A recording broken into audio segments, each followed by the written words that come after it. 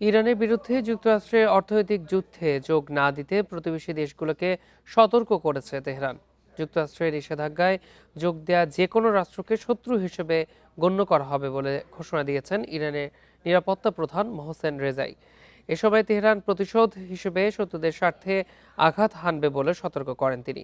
এর আগে ইরানের ওপর যে কোনো হামলার জবাব আগের চেয়ে আরও বড় পরিসরে দেয়া হবে বলে শনিবার জানান ইরানি সেনাবাহিনীর মুখপাত্র। এদিকে চলমান উত্তেজনার মধ্যেই আজ 2 দিনে ফ্রান্স সফরে যাচ্ছেন সৌদি যুবরাজ মোহাম্মদ বিন সালমান। সফরে ফরাসি প্রেসিডেন্টের সঙ্গে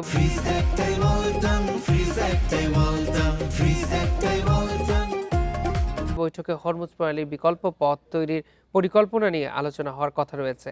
এছাড়াও সোমবার বিকেলে সৌদি ফরাসি কৌশলগত অংশীদারিত্ব পরিষদের উদ্বোধনী বৈঠকেও সভাপতিত্ব করবেন ম্যাখো ও সৌদি যুবরাজ।